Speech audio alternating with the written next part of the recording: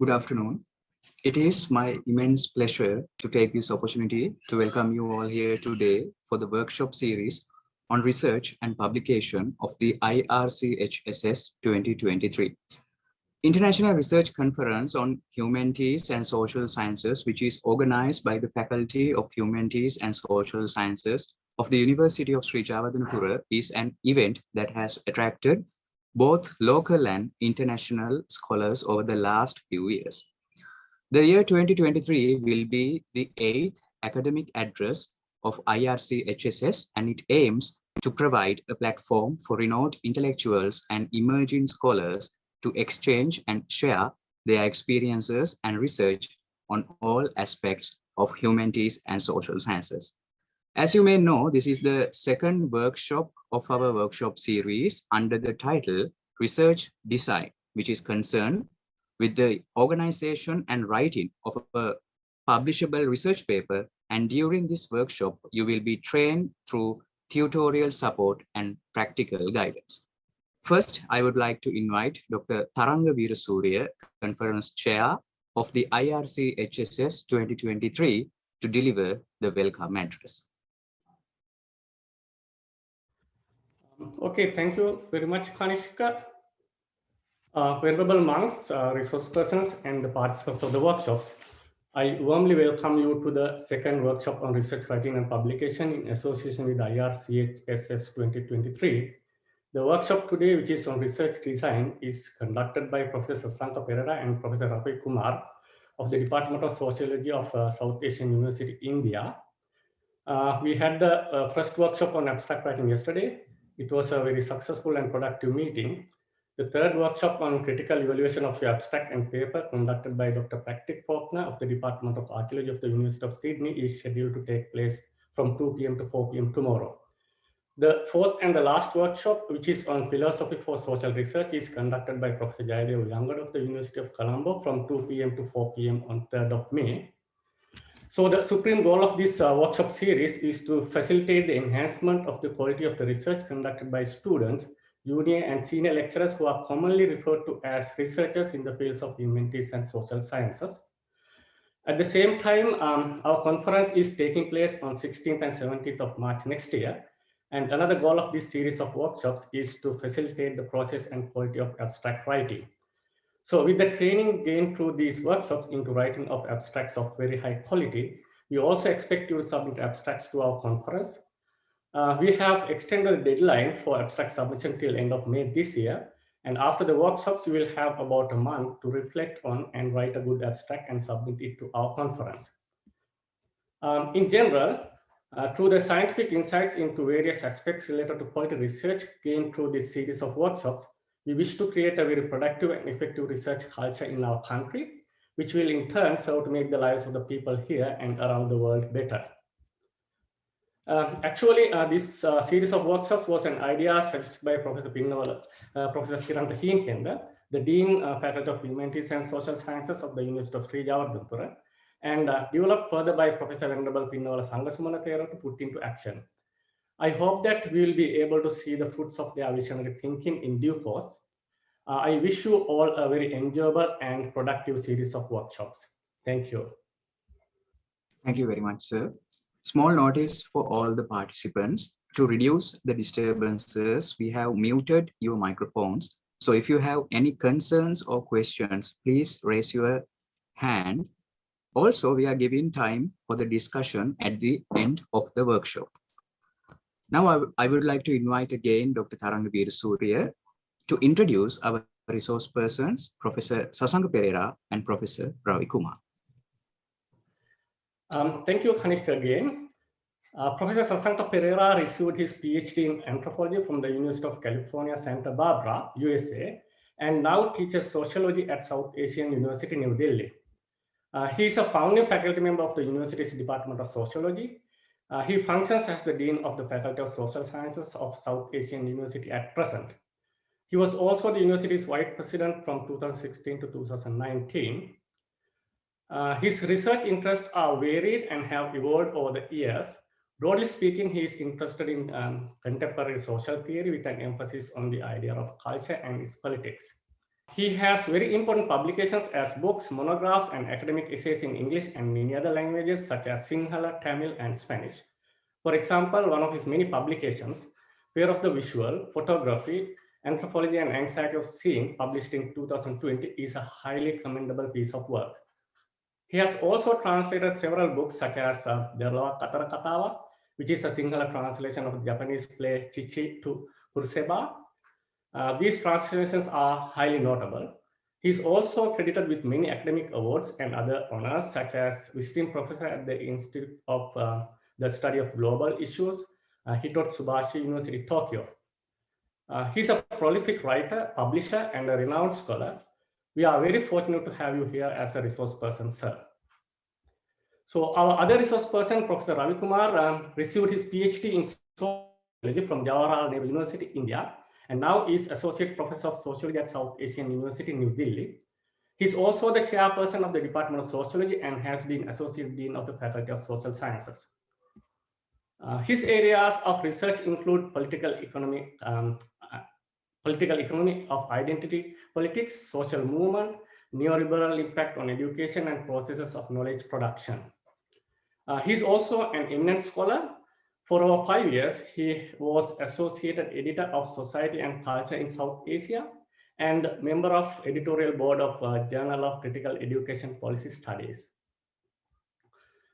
His recent publications include Organizing Against Capitalism, Remembering Rosa Luxemburg. In addition, he has also edited a number of collected volumes such as Contemporary Reading in Marxism, A Critical Introduction. He's also an eminent writer, publisher, and a renowned critic. We are also very fortunate to have you here as a resource person, sir.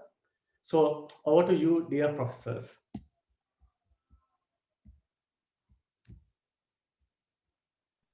Thank you very much, Sasanka and Kanishka, right? The other colleague. So what we'll do is I had asked my colleague Ravi Kumar to join me for one simple reason, and that is to, I mean, he's much younger than me, but has a very good publishing track record. So I think that is a qualification enough to talk on the subject that we have to talk about. But there was, a little bit of confusion in my mind when I was asked to do this by, I think, Sasanka and the Dean. And that is, I wasn't sure whether I was supposed to talk about writing a paper on research design, which are two different things.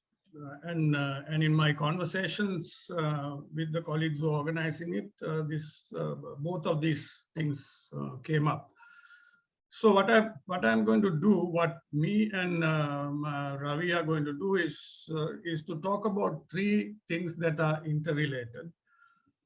And we generally, whenever we have talked to, talked at these kinds of events in Sri Lanka in the past, in my case, in the case of India and Bhutan, in the case of both of us, we tend to emphasize on these three things. So I thought we will do the same. One is to talk about what needs to be fulfilled before research and before formulating a research design, and obviously before writing. And I will do this, and Ravi will intervene whenever there is a necessity. The second theme that we want to discuss has to do with actual formulating of a research design, and this will be done by Dr. Kumar. And three, we will be discussing how to write a research paper. That will be also done by me and with interventions from my colleague.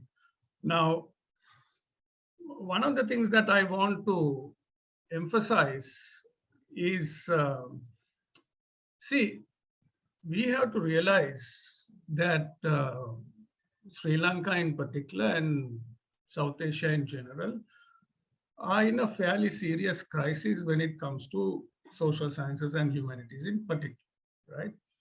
For example, if we were not in that kind of crisis, we will not be having these workshops. very simply, because you will already be familiar with how to do all these things as part of an ongoing discourse. So why I want to say this is simply because if you don't understand that we are in a particular crisis and the nature of that crisis, then it's very difficult to address that. So given that, I'm very happy that this university and the faculty of social sciences and humanities has seemed to have identified this crisis, which I assume is the reason why this series of workshops are being organized before the conference. So the logic, I suppose, is that whatever is produced for the conference would be of reasonable quality. Now, when I say there has been a crisis, and I'm not just saying this for the sake of saying it, I was part of the Sri Lankan university system until about 11 years ago. And so I do have some inside information. And when I say this, I say the criticism on the basis of particularly one important fact.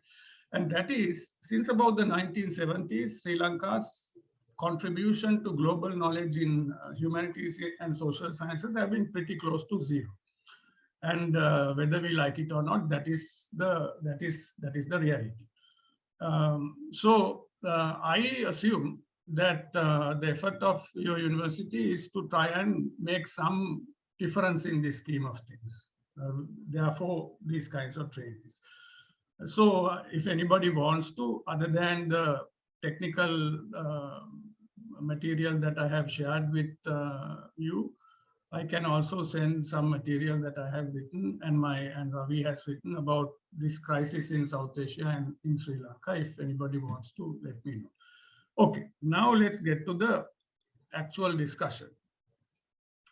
And as I was saying, I want to first talk about what is, people don't really realize it, but before you write a paper and before even you formulate a research design, a lot of other things must happen in our heads, right, in our minds.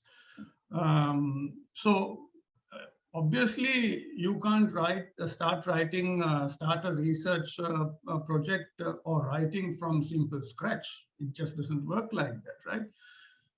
And one can't do it successfully. That is, you can't really write a paper or engage in research successfully simply to fulfill logistical requirements. And I'm saying this also with a lot of background, and that is, people nowadays in many parts of the world don't engage in research or start writing out of intellectual curiosity. They do it for very simple logistical reasons like, oh, there's a conference coming up, I have to write a paper. I need 35 more marks for my promotion, so I need to produce this number of papers. Now, these are bread and butter issues. I do recognize them, but they cannot be the reason that will lead you to a successful research or an essay, right? I think you need to, if you are serious about this kind of thing, you need to be first, intellectually curious. If you don't have a mind that is wandering, that is taking journeys in your mind, asking questions, then I don't think a successful research is likely to happen, and therefore a successful paper is not going to be written. So intellectual curiosity, in my mind, is the first requirement. All this is before writing, before formulating a research design. This is a lot of thinking has to precede. And you also need to be willing to embark on what I would call interesting intellectual adventures and take some risks, intellectual risks. And what I mean by intellectual risks is this. If you are going to write something which reiterates what your teachers have already said, then what's the point in writing something, right? So you have to take knowledge beyond your seniors. And that is what I keep telling my students, that if you want to be a good scholar, then you have to make sure that the parameters of knowledge are pushed beyond people like me and people like Ravi. That is how you advance knowledge, not by simply repeating what we are saying. So that's what I mean by being intellectually curious, and also by taking risks. And I say risks because, this is easier said than done. Okay. And second and third, I would say, we have to be practical enough to come up with what I would call researchable ideas, right? If you are going to explore something, it needs to be practical. It needs to be researchable. When I say practical, I don't mean something that leads to development, because that is another thing that nowadays our kind of countries constantly, particularly governments, stress that your research has to be relevant to develop national development. I'm not at all interested in that. That is one kind of research. But it should, whatever idea you have should be researchable. It should be something that you can put into a research agenda, right? And also, in my mind, any kind of research that you undertake must, we have to be sure that our work will be adding to the knowledge that exists, and not a simple repetition of what already exists. And I mean, you might think this is common sense, but when I read journals published in Sinhala and English in Sri Lanka, I see some very, very basic things being published. Things that we have known for 100 years. Things that we have known since the 50s. Absolutely no value addition, right? Nothing new. So why do you want to publish these things, right? So knowledge has to be always expanded. And another thing that we have to be sure of is that before we do any of these things, we must be very well read. And I'm also saying this again with some degree of experience, because I know people nowadays do not read that much, and it shows. Whenever I talk to people in, not just in Sri Lanka, but even in India, sometimes one of the biggest problems is I can't carry on a conversation with people beyond a point, because I know they don't have the depth of knowledge. So then what do I do? So in other words, before you think of research, designs, and writing, you must be able to build your background through reading in your selected area or even beyond. Nowadays, in my case, I don't read too much on sociology and social anthropology, which is what I've been teaching. I read a lot on other things too, on archaeology, linguistics, sometimes on certain areas of science, and so on, right? Because these things interest me. Sorry, one other thing I have to say about reading is that when I say reading, I mean a specific kinds of reading that you should be building your background, and that is reading in theoretical terms, right? Reading in conceptual terms, reading in terms of comparative knowledge of the themes that you want to explore, right? For example, the area of research that you want to focus on, has that kind of thing been done in other parts of the world? Has it been done in Sri Lanka at a different times? And if so, what are the findings? And so on and so forth. This is about building your background. And also about the locations of research. If it's in a particular place, you need to know everything that there is to know about that place. Also, one must be familiar with issues related to your research ideas that might have been addressed differently at a different time or wrongly. Because a lot of the times we know that previous research might have looked at a specific thing that you are interested in, but have looked at it differently. Then you need to know why that was done. You also need to know whether certain things are wrong. Now we know that people still teach Margaret Mead and So particularly Margaret Mead in anthropology courses around the world. But we know since the 1970s, because of research done looking at Margaret Mead's own research notes, that her conclusions were quite wrong. Now you need to know this kind of thing before you embark on research. In other words, before embarking on writing a research design or doing research itself or writing, you must build a substantial intellectual background for yourself. Now, without this background, I don't think it is possible for us to successfully embark on writing a research design or writing a paper, right? And in a way, you might think of this as common sense, and it is. But the problem is this common sense is neglected so often that, and some of the weaknesses we see in research papers that come to us, both Ravi and myself serve on a number of editorial boards of various international journals, including the one that the two of us helped co-found, the Society and Culture in South Asia. When I was in Sri Lanka, it was published in Colombo under a different name, and now from Delhi.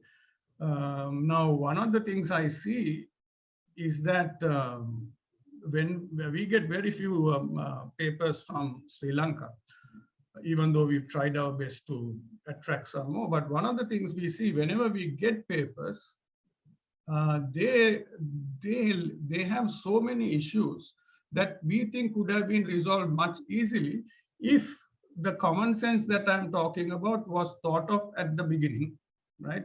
But obviously people have not. So it takes us a lot of time to try and get those papers to publishable level, but only a very few make it, because most of them have to be rejected because they just cannot be fixed.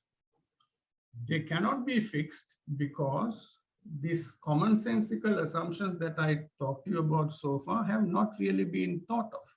People have not broadened their research horizons through reading. So some of the very obvious questions that could have easily been answered have not been answered in those papers, right? Certain assumptions are fundamentally wrong because research that deals with specific things, let's say for the last 60, 70 years, have not been referred to. They have not read them, right? So these things have to be avoided. And they have to be avoided before even you come up with a research design, right?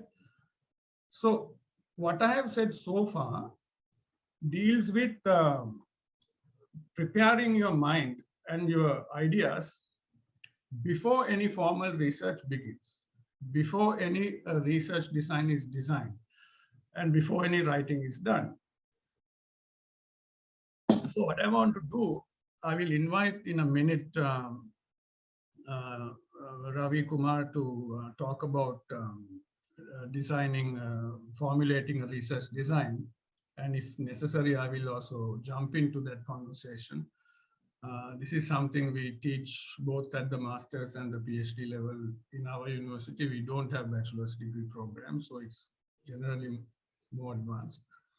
I have a suggestion to the organizers, and I'm going to say this before I hand over to Ravi. This is a long-term thing. See, I really don't think that a workshop is going to create good scholarship, or let's say all these 4 workshops. I think what they will do is give people some basic ideas. But if your university is serious about fine-tuning your output, fine-tuning the scholarship of your own people, then the way to do it is to think of a longer-term program. I would say a mentorship program. Where, I mean, I don't know how many people are here today. There are 44. So I don't necessarily think all 44 of these folks are going to want to write in the long term as scholars. But if you can select a group of people who are very serious in their scholarship, then I think a mentorship program should be put in place. And it doesn't matter whether they are younger scholars or older or whoever. to work with somebody, whether in Sri Lanka or somewhere else, who will develop their ideas and bring their papers to publishable quality over a period of months. Now, I'm not looking only at your conference. I'm looking at what happens after that, right? Because Sri Lanka scholarship has to be very seriously improved. And the only way it can be done is if you have these kinds of programs. Let's say that you find 10 people from different departments in your university. You have already invited a number of folks to give these keynote addresses and do these workshops, including myself and Professor Kumar. So couple them with some of these people and let them work for a period of few months until they produce a good piece of work that those mentors can say, okay, now this has reached the publishable level. Let's help you find forums to publish. Okay, so this is a long-term thing. And I thought I should say this because the university or the faculty seem to have an interest in doing something. So this is the most logical next step to take. Okay, so Ravi, you can come on now and say what you need to say about formulating a research design. I'll come in a bit later to talk about writing. Thank you, Sasanka.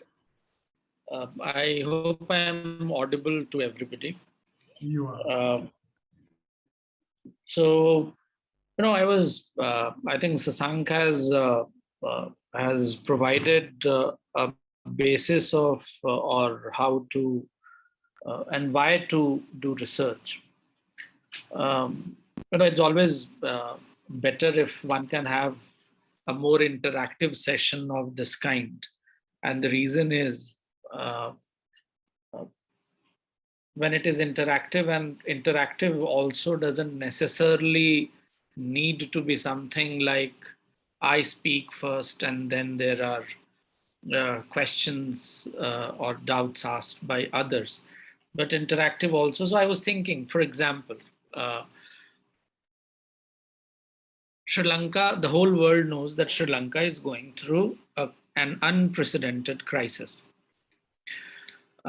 This is a workshop. I hope that there are people from different, if it is social science and humanities, I'm assuming that there might be people attending this who come from humanities as well as social sciences.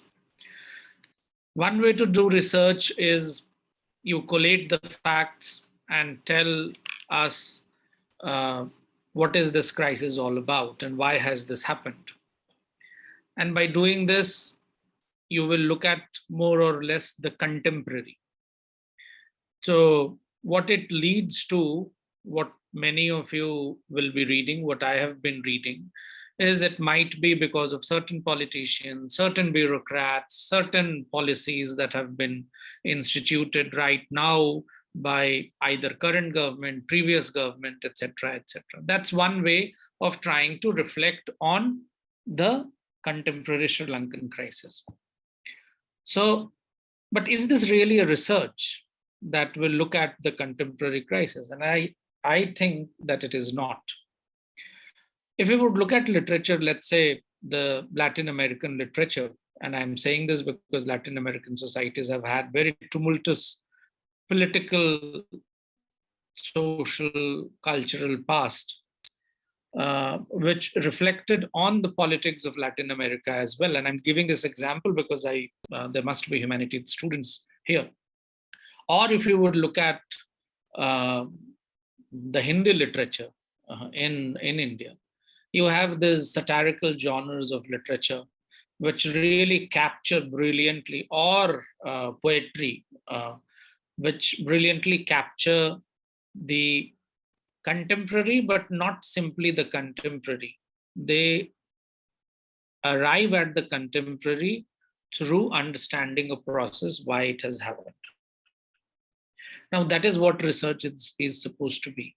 I frequently have conversations with my colleague, Professor Perera, and one question that I always ask him is, this current crisis cannot be understood simply as something which has happened in last few years, but a good work of research must tell us what has happened in last 50 years because of which it has culminated into this. And I'm not talking as a student of political science. I'm saying this is true even for an anthropological work, because all of you must be knowing that there are anthropologies of state, there are anthropologies of corruption, there are anthropologies of, so many different things, how people behave the way that they behave. When I was introduced, one of the areas of interest that I have is social movements.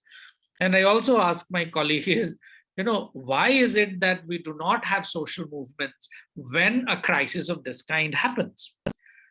As a researcher, when I pose this research question to myself, I'm not merely going to look at and say, it is not because people have gone bad, they don't think like this. No, as a researcher, my job will be to understand why there is inertia even when I don't have food, when I don't have fuel to drive my cars, or I don't get medicine, or I don't have hospital facilities, or I don't have electricity. Because as a social scientist, this is merely a moment to reflect an accumulation of a process which has happened over a period of time. Now, that is what research is supposed to be. And if you have to do a research on the contemporary, therefore, you will have to read the literature which was produced in 1970s as well, trying to understand the Sri Lankan society, 1980s, and so on and so forth. So there is no dearth of questions for doing research. Now the point is, and most important point is, what is it that one would like to do research or why do we want to do research? You must have seen, it's most of the intellectual scholars would do research classically. Michel Foucault, Jacques Derrida, Karl Marx, Max Weber, Émile Durkheim, etc., did not write books because they needed points for promotion. They did research because they were interested in trying to understand social, economic, political, cultural processes. Now, unless and until we are interested in doing a research for these purposes, it doesn't make much sense to have a very thorough, and as Professor Perera was saying, now you have, I don't know if you have heard of this term called predatory journals. So there are these predatory journals, you can write, you can pay some amount and you can get published in 2 days' time in an international peer-reviewed journal with 8 impact points. When we know that the best of and the oldest of journals in social science don't have impact factors even, I can tell you about sociology, anthropology, more than 2 or 2 point something or 3. But here you can get published in an 8 impact factor journal in 2 days' time if you pay $100. Now, if we want to do research for something like that, then my suggestion will be, don't give too much of attention, waste time on what I or Professor Perera are saying. But if you really want to do research on furthering the idea of knowledge, then there is a procedure, there is a process through which all researchers must go through. And I will try to address some of them. That how is it that you would like to proceed on a research, whether it is your, and to my mind, whether there are only slight differences when you do research for your PhD and when you do research for writing a research paper. But most of the things will be same, which I will be talking about. Firstly, I think it's important that we decide a topic of research, because we all give title to our research paper or our dissertations. So, but how do we decide the topic of research?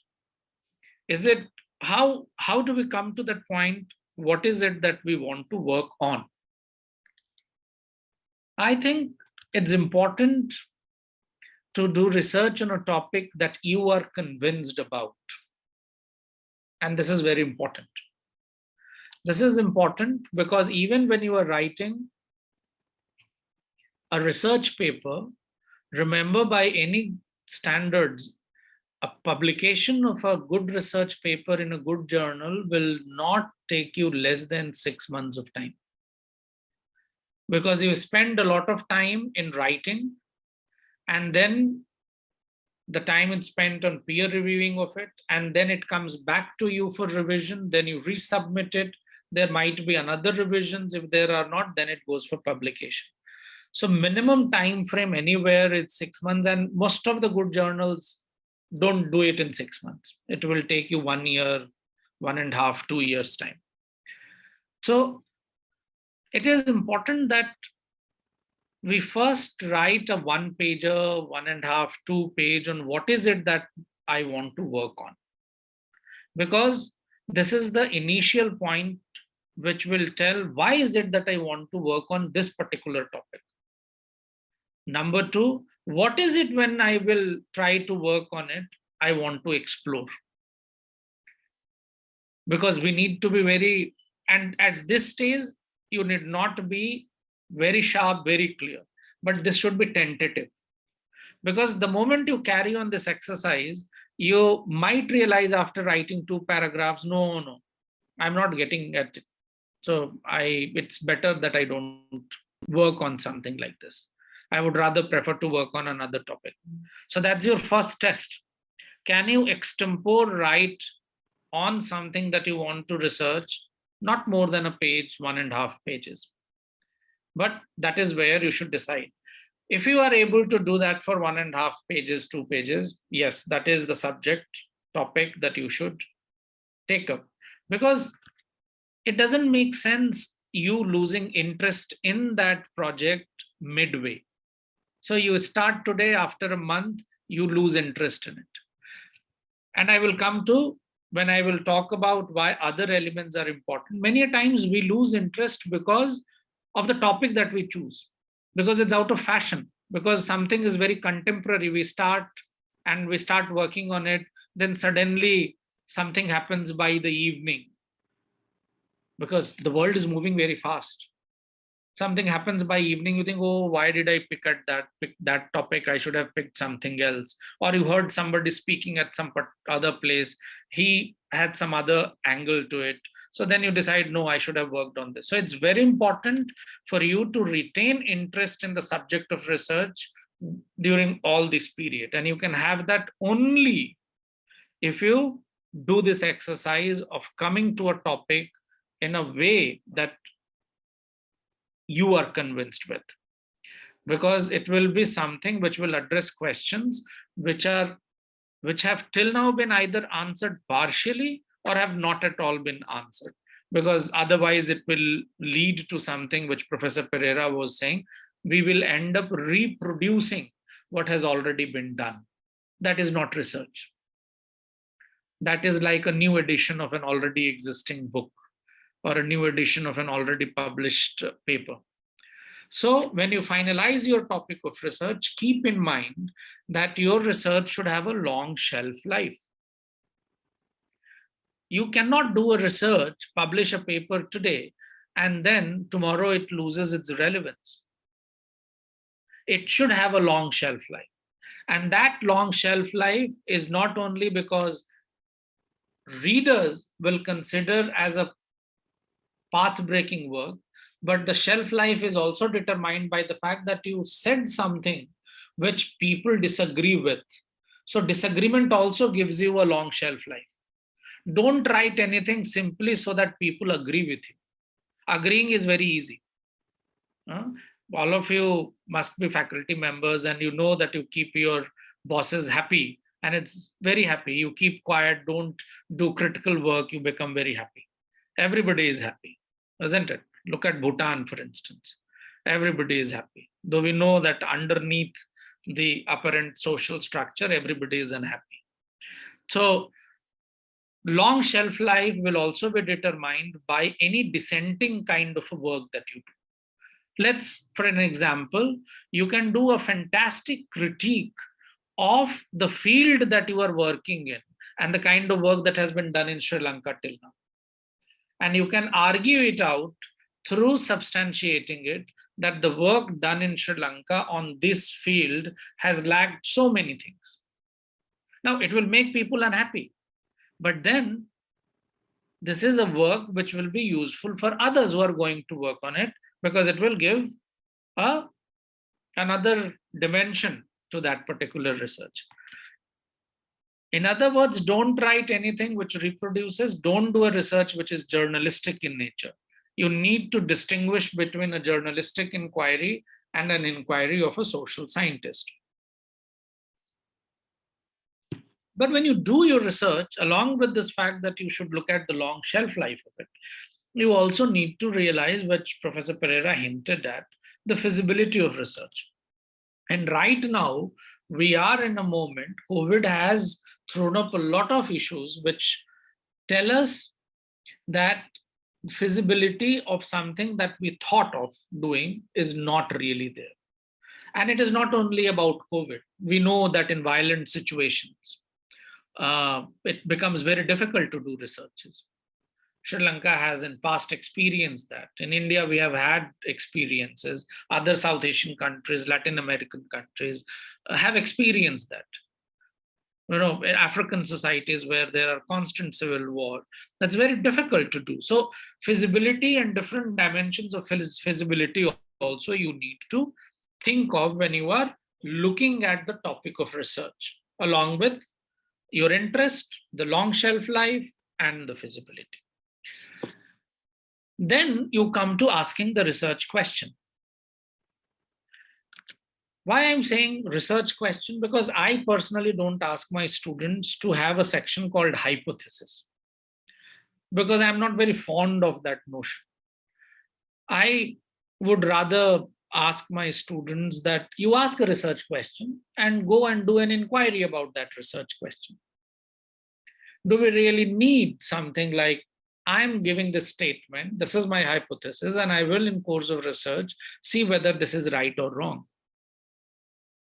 Now, traditionally we used hypothesis, but I think asking a research question is something which is perfectly fine.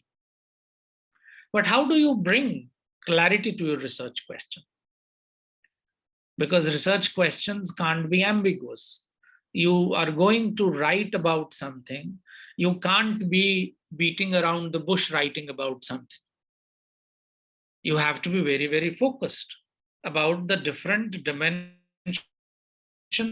of the theme that you have picked up to do research on.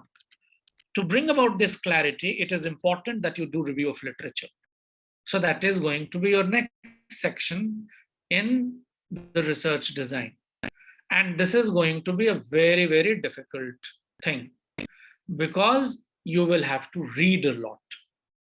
That reading will, it will do is it will give you not only clarity in terms of asking questions, but it will also tell you that you are not reproducing the work which has already been done when you start reading it. It also tells you about the gaps that exist in the research. Because as someone who is going to write a research paper or going to do a PhD, you need to know where does the gap in research exist. And it is that gap that you are going to work on. So that you can come to know only through review of literature. Now, you might get overwhelmed, so much to read. You know, every day there are, maybe millions of works being written globally. Now, how do I decide what to read and what not to read? You get overwhelmed. So you will have to think of, because your research can't be without a theoretical framework. So you will have to do readings around preparing a theoretical work for the research that you are going to do. Secondly, you will have to read on the method itself, because there are a lot of philosophical works around method itself. And I hope you can distinguish between the method and the techniques of research, which is what do you do when you go out there. Now, that technique also, there is a lot of work. techniques of going and talking to, let's say, your respondents, techniques of how do you approach a work.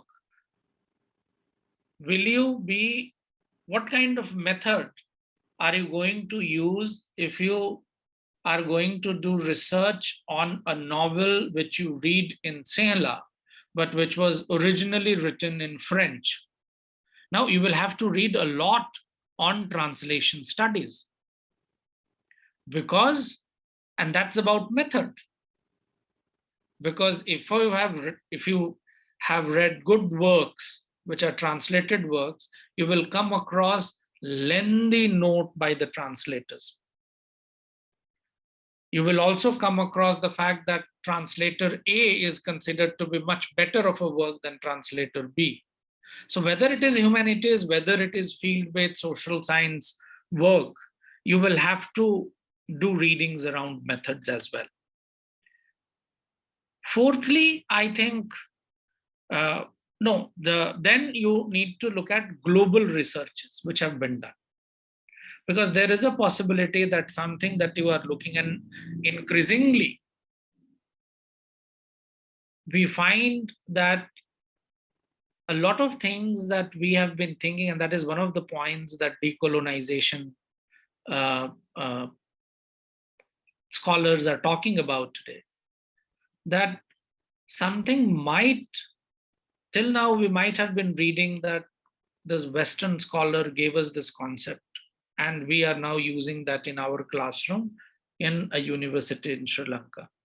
But then when you start exploring the works within Sri Lanka itself, you realize that no, something very similar was written in Sri Lanka as well. Hence, global, and it can work the other way around as well.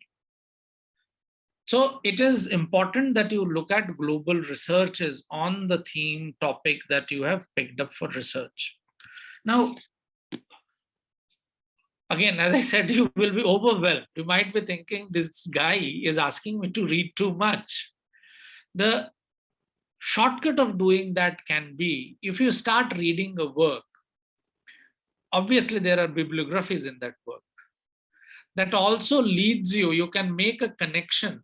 Because if you pick, let's say if I have picked up a research theme on social movements that I'm looking at, and I'm reading, let's say, work by scholar A on social movements, which is considered to be a germinal work because it would make distinction between, or gives a history of social movement, new, old, all those kind of things. So the scholar will be also referring to other works.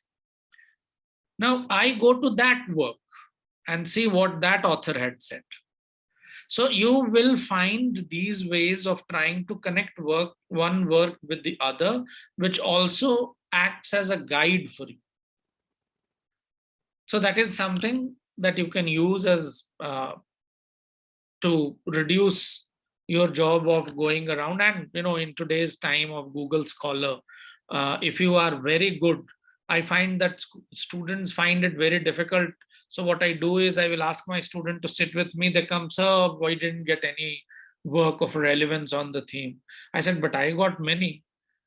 See, so it is important for you to know what are the keywords that you will feed in Google Scholar, which will give you references to journals and books in that particular area of research that you are picking. Most of the times we do not put right keywords. And keywords we will come to know only if we have clarity about what we are going to do. And if we have also read certain basic works. So once you have done your review of literature, you come to the methodology part of it, which will largely be about what kind of methodology would you use in conducting the research. It can be qualitative, which goes for humanities as well, and for social sciences in general. It can be quantitative, which also goes for humanities. So for example, a lot of work which has been done on the politics of printing and publishing in literature also looks at what kind of works and how many works were being published. So what kind of works were getting published when dictatorship in a particular Latin American country was there? It involves certain quantitative knowledge as well. It is not as complicated as you would need a SPSS or any other software. And in social sciences, you do that very often. You use quantitative techniques. I personally prefer to have a combination of both, because I think that a combination of the two allows one method to be checked by the other method. Because researchers cook a lot of things. They cook data. They're very innovative. We have become very innovative because of the speed with which we have to produce things. Then you need to talk about relevance of research. Now, this is something again which is, it's a tough question whether the research is relevant or not. You can look at or handle it in two different ways. One is you can look at it whether it is important for a discipline, the discipline from where you come, and which would mean basically, does it add to the stock of knowledge in that particular discipline? Now, the onus therefore will lie on you, because you will have to justify with extensive critical review of literature that your work is going to add to the existing knowledge stock. The other way to handle it is if you are doing it for some organization, when you send your papers to journals nowadays, they ask you, has this been funded by anybody else? So you need to have those kinds of caveats now when you submit. So the other way to handle it is you say that this is what I was supposed to do, and it has been produced like this because of this larger project which I was doing. Lastly, there are a lot of ethical issues involved in the course of doing the research, and that I think should be the last part of your research design, which is about, if you are doing field work, it can be about anonymity of your respondent. If you are, whether you took permission, now there are ethics committees, and there's a global practice in the places where you are placed. And if you are doing a research, which is part of that larger institutional process, you will have to follow those things. You need to be ethical in smaller things, like if you're writing with your student, if your student has done most of the work, please make student the first author rather than using your hierarchy and you becoming the first author and making student the second author. So a lot of ethical issues of this kind are involved. So that also you need to be aware of when you are doing your research. So that's all from my side. Sasanka, if you want to add something. So, I mean, I will talk about writing in a little while, but let me try and summarize what my colleague has just said in terms of a kind of a structure, so that you can be sure that this is what we have discussed.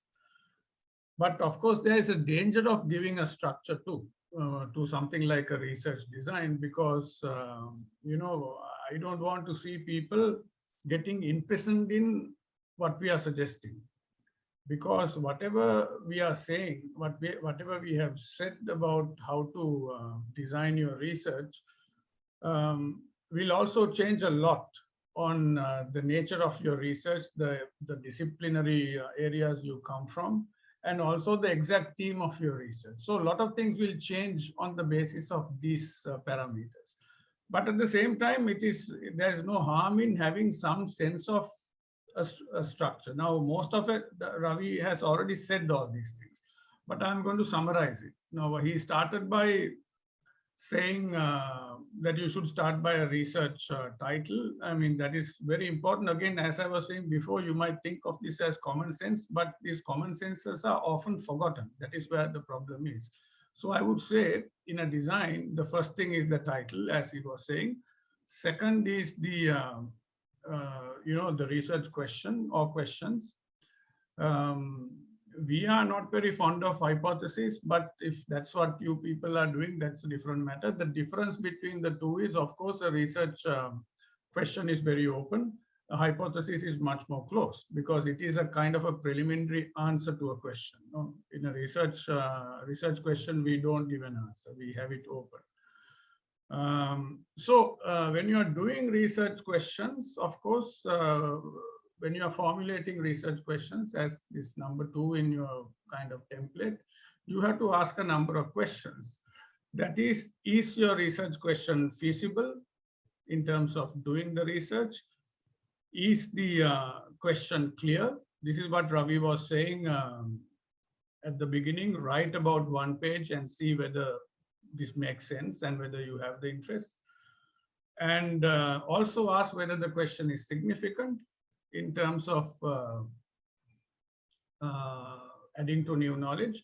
And fourth, whether that question is ethical, because sometimes ethics is not only about doing research. It is also about asking the kind of questions. Some questions simply should not be raised.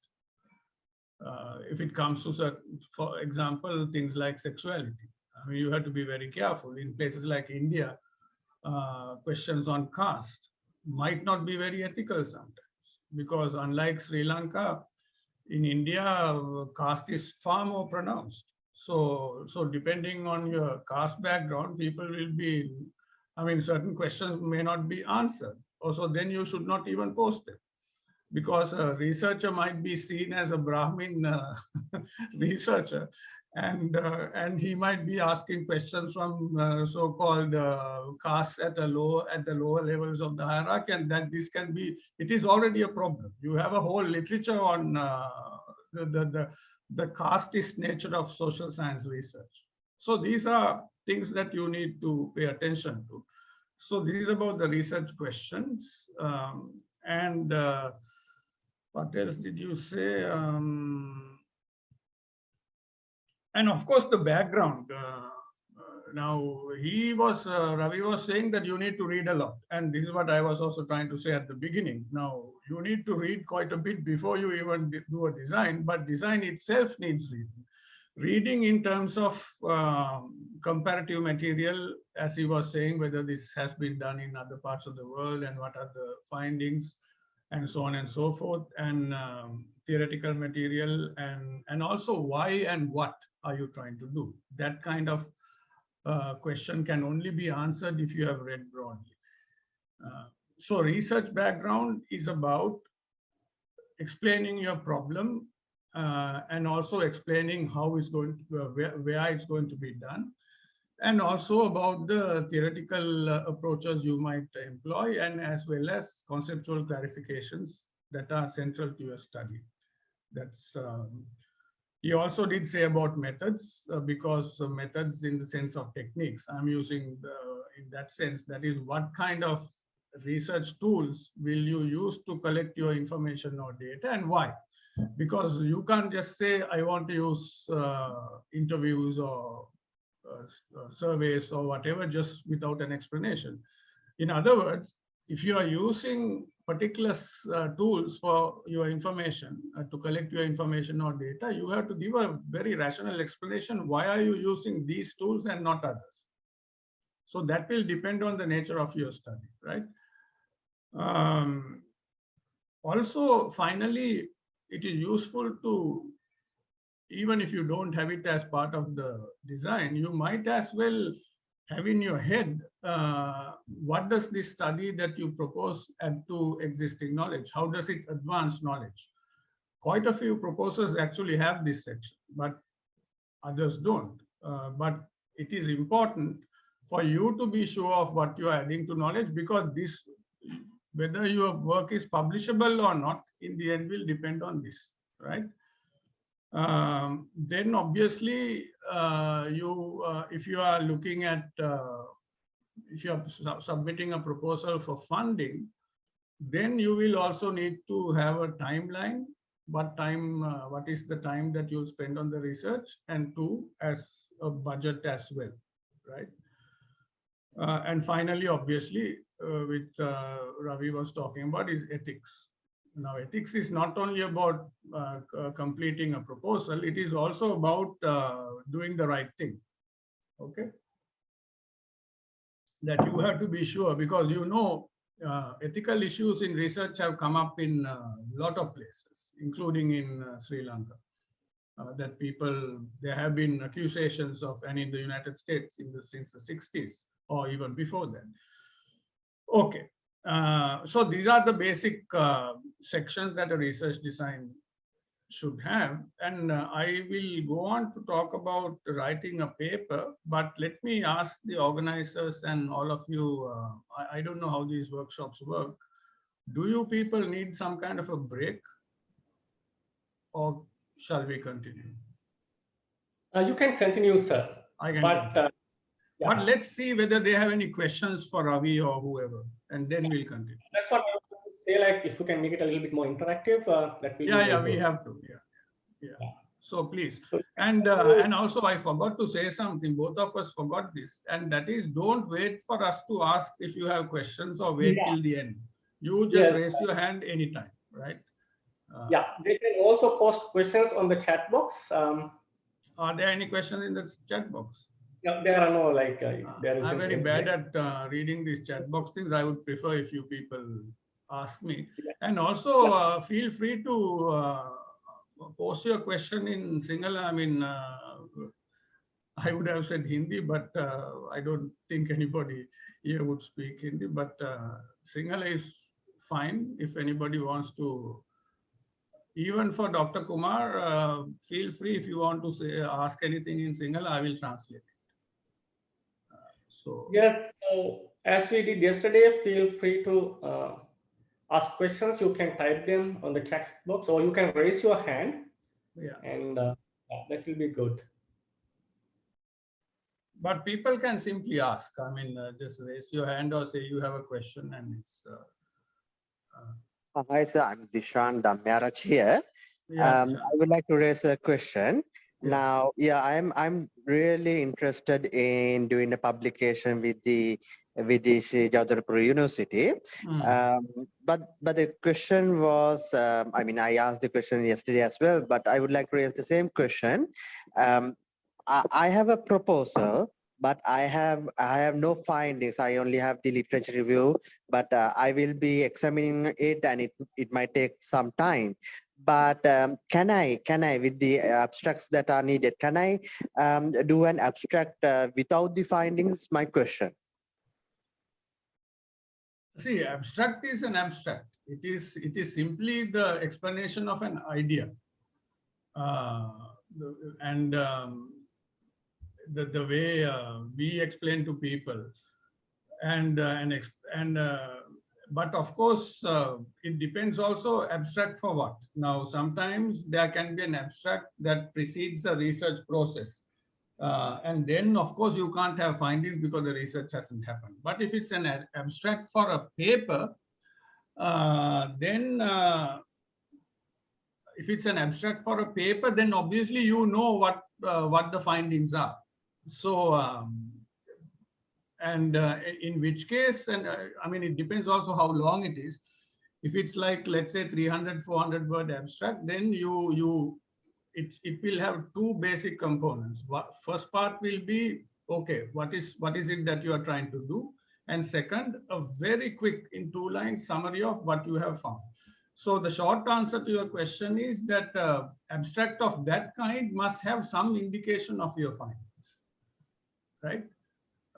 Without that, you can't. But something like a conference, if this is for a conference, is not necessarily something that will have complete papers.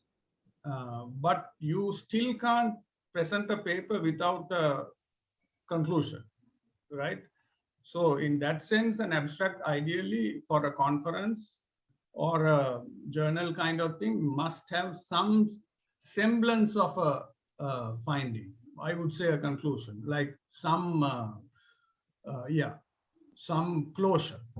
It can't be open. If I can I Go ahead. if I have understood the question correctly, it's about an abstract for the forthcoming conference, isn't it? Yes, that's correct. Yeah. So I was thinking that he can still have the abstract, and as you were saying, Sasank, he can talk about what is it that he's going to deal with. And basically the abstract needs to state the kind of framework that he is using, what he is going to look at, and what are the different dimensions that you are trying to understand in your research. I think that's it. And when you present, by then your findings will be ready, so you can present it by then. No, this is also true if your abstract has to be submitted very soon, and obviously your findings then will not be available. Then That's the case. The abstract needs to be submitted by end of May. Then you have to follow what Ravi was just saying. You obviously can't. We can't have a conclusion in that sense.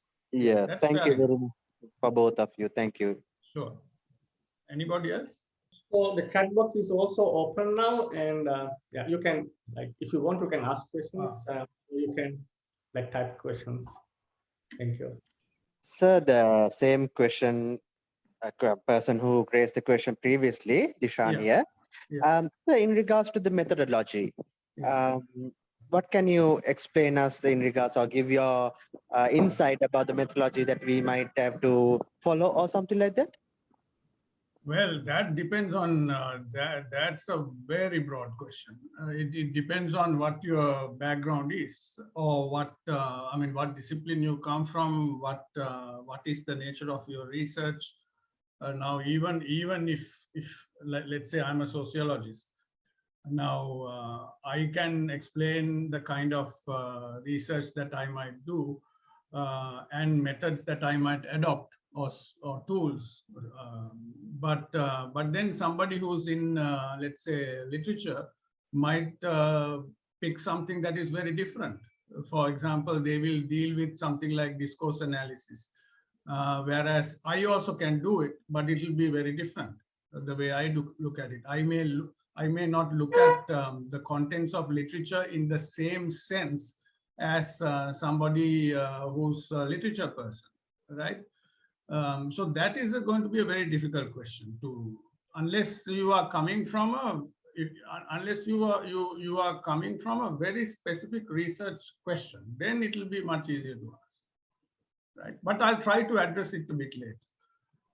There was something that came in the chat box. No? How do I look at this? I'm very economics, or if you are a statistics student, you are going to, even when you look at the quantitative data, you have the possibility of looking at two kinds of data. I don't know if Sri Lanka has a massive national level surveys in terms of quantitative data.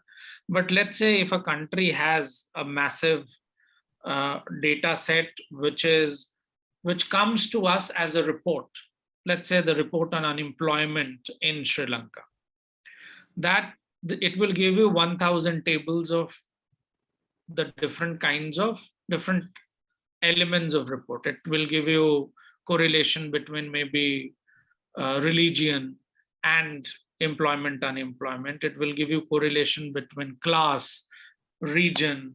You know, it can be so many things. But there is another data set which you don't have as a normal reader when you go to the website and download the report.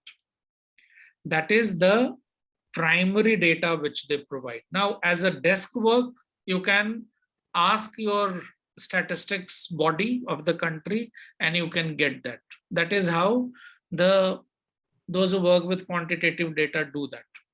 Now, so this was about economics. If I have to do a desk work in the Department of Sociology, I will primarily do it through review of literature. And when I am looking at, if I select some publication that reveal cultural facets, can you tell me the topic that you are looking at? Now, this is again very broad, no? Cultural facets of what? Mashi? Village society. Okay. Now, if I ask you, what do you mean by cultural facets? Let me make this slightly easier. Okay, caste, foods, maybe. Okay. See, if I'm going to do a desk research on a village society and try to understand the cultural facets of the village society, I will be looking at only the secondary literature, which is the work which has already been done. Now, even in that, you will have access to different kinds of resources. You might look at a journal article which talks about some village somewhere in Sri Lanka, which had this fantastic food culture, and which also shows influences of the food that is cooked in, I mean, this is fictional, but a food that is cooked in Thailand. Now, as a researcher sitting on the desk, you will try to understand how come it is so similar. Was there any interaction which had happened between these two societies? Unless and until that would have happened, then similarity wouldn't have come. It might be possible that there was a trade route which was through there. So you need to, the moment something of this kind comes up, you will have to fish for literature around these diverse areas. You will have to look at the history of it. You will have to look at the trade. You will have to look at whether there was any, if it is about religion, that can also be helpful. So you need to map when you are looking at trying to look at the cultural facets. But what Sasanka was indicating a bit earlier is very important. I don't know whether you look at it or not. If you have studied, there was this historian called E.H. Carr, C-A-R-R. He wrote a tiny book, all of you should read it, called What is History? And E.H. Carr in his book would say, before you study history, you study the historian. And before you study the historian, you study the times in which the historian is writing. Now, because you are going to, the method that you have to, and if you are going to do a critical review, you will have to first ask the question, who went and wrote about this village society? Was it the colonizers who went and looked at, and when I say colonizers, I'm not talking only about the white-skinned colonizers who came to South Asia. I'm even talking about the elite colonizers of the city going to the village. If there are students here from literature, and if you have read Walter Benjamin, and if you have read the work of Art in the Age of Mechanical Reproduction, he would say that an artifact adorning, he doesn't talk about that artifact. He says the paintings of Michelangelo on Sistine Chapel and the same in the drawing room in Colombo have two different meanings because it traverses time and space. Now, why I'm giving this example is you are going to do desk research. Your whole work is going to be dependent on the written material that you have in front of you. Your methodology should be to first see who wrote this material. Because if you do not look at this dimension, you might be reproducing a very elitist, a very colonizers, a very, something which the village society doesn't look at it like that, kind of an account. So your method has to be a critical method. which begins by looking at the authors of those studies. Does it make sense what I said? Any doubt you can, I mean, I don't want an answer yes from you. If it doesn't make sense, do let me know. We'll go to the next discussion soon, but I will add something to this and then we'll do it. See, Maheshi and everybody else, this research is needed for almost any kind of study, right? But when you are doing that, you should be ready to look at 3 or 4 kinds of material. One is obviously academic material. Now, if you are looking at the rural sector in any part of the world, let's say Sri Lanka, then obviously you have to look at academic material that have been produced on what is rural. Now, a lot of the books that have been published do not actually have the name village or rural in the title, but there are books like when you, for example, this is not a good example for something not in the title, but if you are serious about looking at, what you call village study, I'm not very comfortable with this word village even because it has changed so much. I believe that Sri Lanka no longer really has villages in the sense that we used to understand. I wrote a paper in the Sinhalese language some years ago called In Search of the Village, right? It's a very critical kind of thing on the village. If you want to, I can send it to you. But so 3 kinds of literature. Academic literature, like, that is why I said Perera University in the 1950s had this very good series of studies on what called the village studies. And it has, it compiled some very good information on the rural sector around the Candian Hills. So if you want to do a comparison between what has happened to those places since the 1950s and now, then that is a good place to start, but it's only in their library. But you also have books coming from the 50s that can also be used for comparison, academic books like Caste in Village Ceylon. Even though it is about caste, it also has a lot to do, it says a lot about village life, right? Under the Bow Tree is another one. So these are these older books, if you want to look at historically. So that is one kind of material you will look at a desk review, and that is desk literature, that academic literature that have been produced on this theme over a period of time.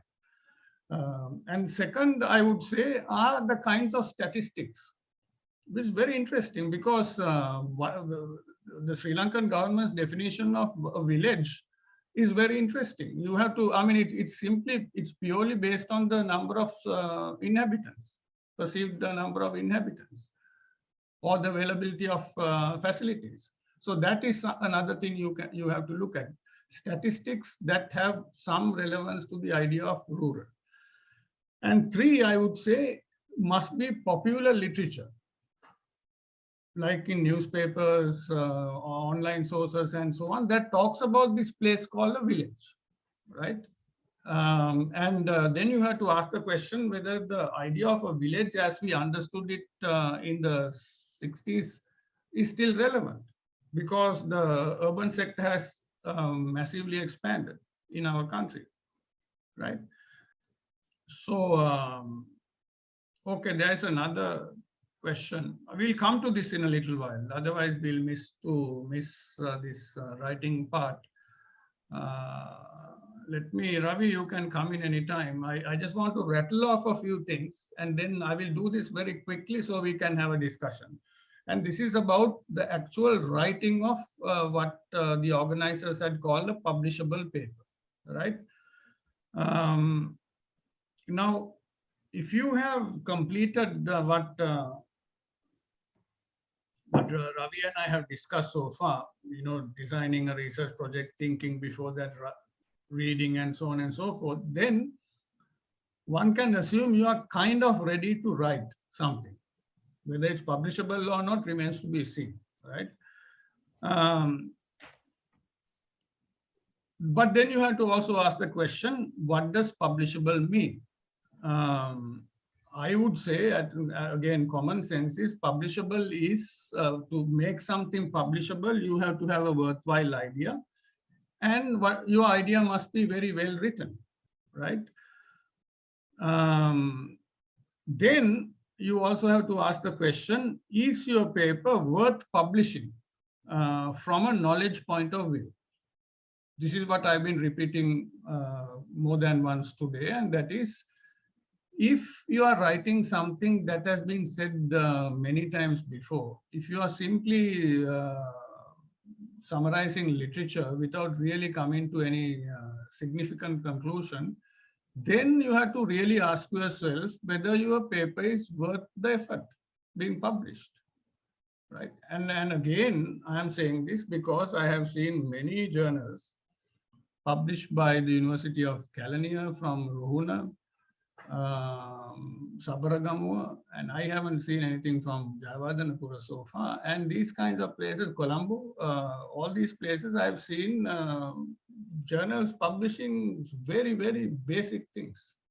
They don't really add anything to knowledge. These are all things that an old person like me already knew. So what is it that adds to knowledge? So my question, my bottom line for me is, it is not whether a paper will ultimately be published by a journal or a book publisher, or if a book is published by a book publisher. The point is whether it's worth publishable in an intellectual sense. And if it's not, if it doesn't deal with a good idea, if it's not well written, and if it does not add something new to knowledge, then it is not worth being published. That is the bottom line, right? But then there is also technical consideration that you have to ask yourself, and that is, would you know as writers where your paper should ideally be published? I mean, this is very important because you know that globally some journals, many journals have specializations. So they will not publish just anything. They have been, for those journals, what you submit must be written according to their interests, right? There are other journals like the one we have established in New Delhi, Society and Culture in South Asia, which is much more open to humanities and social sciences. And we are very, we are not interested in statistics, but other than that, it's open to social sciences and humanities. So that's an example of something very broad, a journal that is very broad, right? Then now these are the general considerations you must ask yourself before you write a paper, right? Do you have a good idea? Can you write it well in language terms? And this, some of the papers I read nowadays in the Sinhala language, it is horrendous language. I'm surprised that after more than 50 years of Sinhala language education, the people's Sinhala is so bad. Forget English, right? So now most of the time, journals and reject papers because they are not publishable, not because of ideas are wrong, but because the language doesn't hold up, right? Globally, this is what happens. Okay, now let me say how not to write a paper as well. And I'm saying this because some of the advice that is given by Sri Lankan publishers, including university-based journals, about how to write papers is exactly the way you should not write. You would have seen people being given instructions to write papers on the basis of the following format. First, the introduction. Second, the literature review. Third, the methodology. Then the findings, then something called discussion, and conclusion and references. Now, this is what some standard journals recommend. Literature review, introduction, literature review, methodology, findings, discussion, conclusion, references. I am sure some of you must have written papers like this and got published. But this is not the way to do it. Now, it is too bad that this kind of very old-fashioned ways of writing is still recommended, but this is not what I would recommend. I have never written anything in my life that follows this format. Neither has Ravi, but still we have good publication records, which means that the way we write it is probably better, right? More contemporary. So now with this criticism of that particular old-fashioned structure, then I can ask the question, how to structure and organize a paper. I mean, this is the bottom line. No? You have to have the language skills that I've already said. But like in the research design, the most crucial part of a research paper for me is the title itself, because it will give the first idea, what is this person trying to say? So if the title is wrong or bad, it will immediately put people off. And that is very bad for you if you are sending a paper for review in a journal. If the title itself put reviewers off.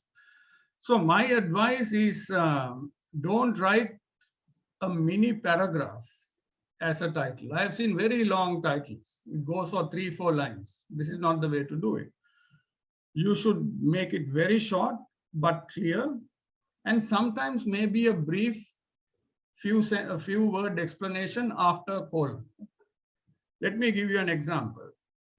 This is something I just coined this morning. I can say something like this because you are experiencing these youth protests in Sri Lanka. My wife is now taking part in one of them. I was told she's marching from Independence Square to Golface right now. So now, given that, I will give you a fictional title like this: Spatial Considerations in Youth Protests in South Asia. That is the first part of it. It's very clear, no? It's about space in youth protests in South Asia, right? Then the title, the subtitle after colon could be 2013 Shahbag protests in Bangladesh and 2022 Gota Go Home protests in Sri Lanka. So now very clear. It's only looking at spatial issues in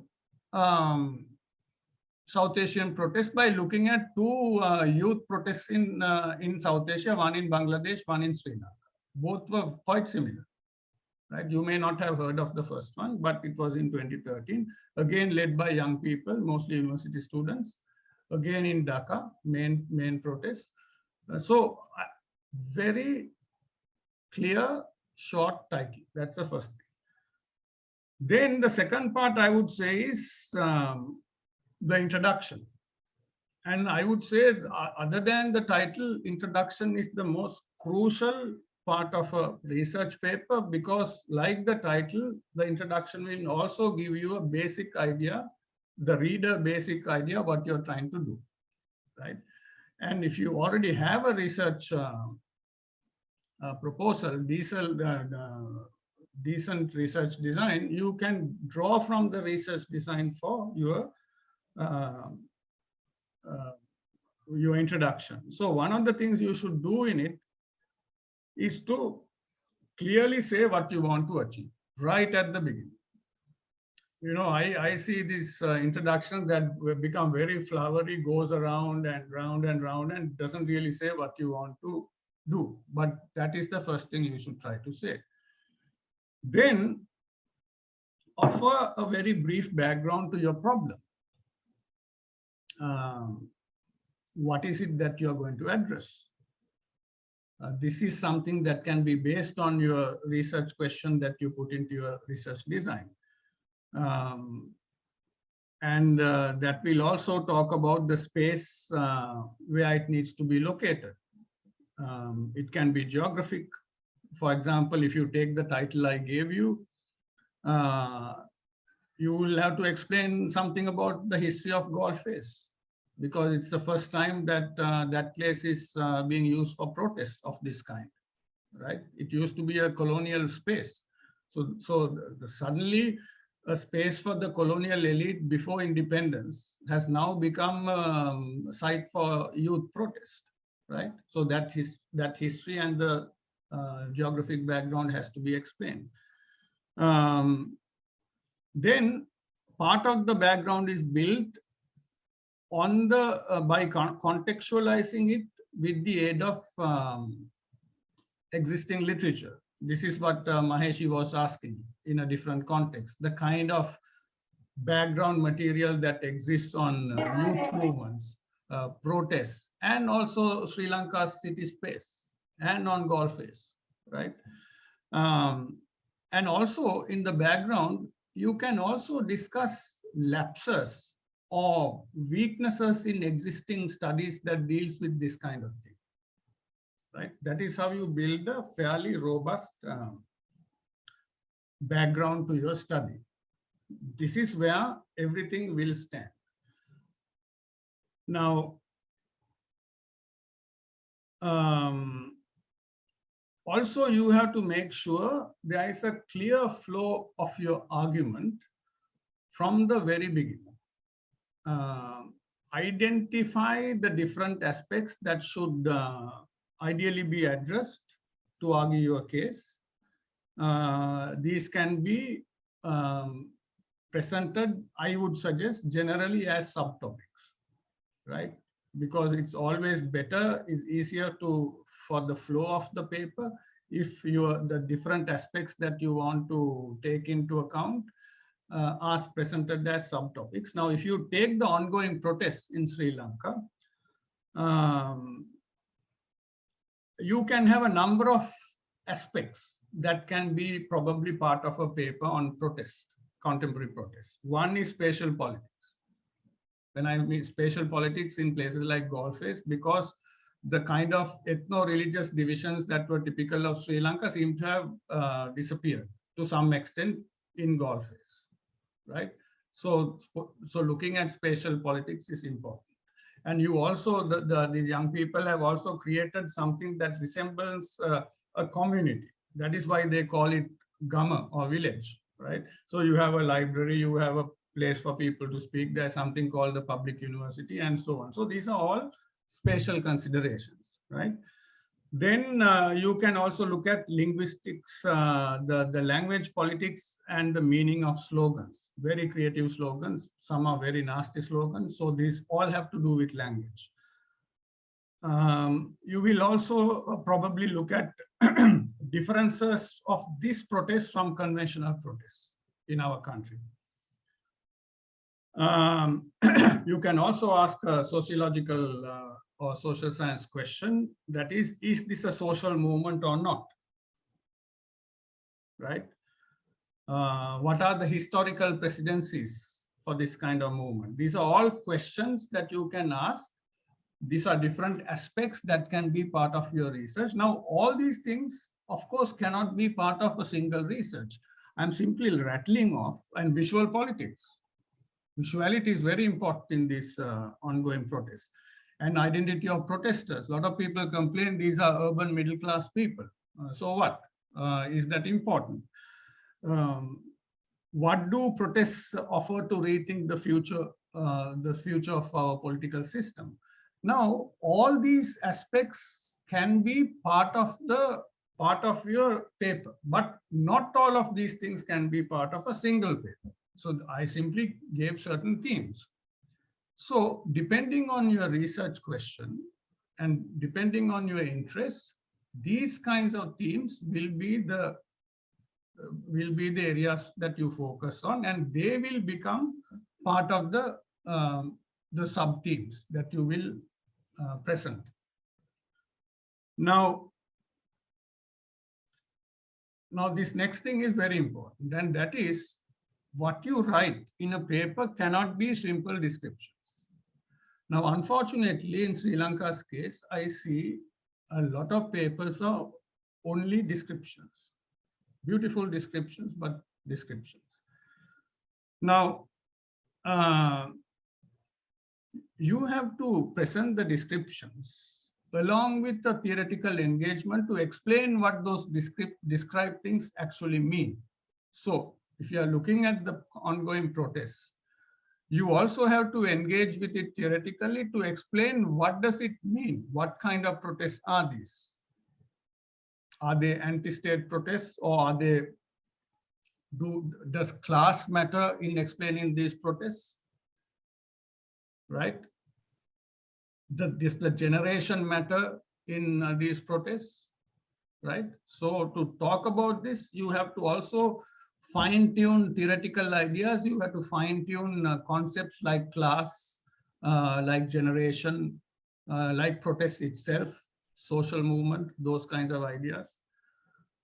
And then everything you write in terms of description as well as theoretical interrogation must ultimately lead to the main argument you are trying to make.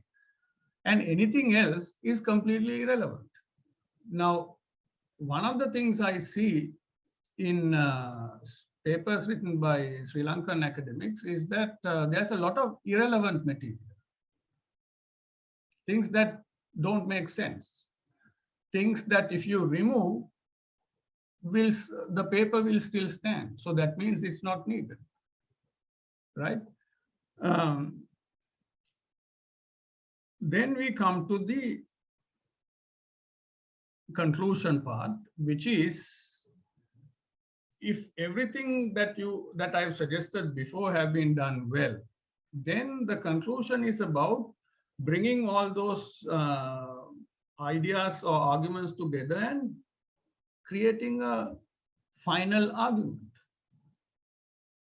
A final argument to fulfill the problem with which you started, right?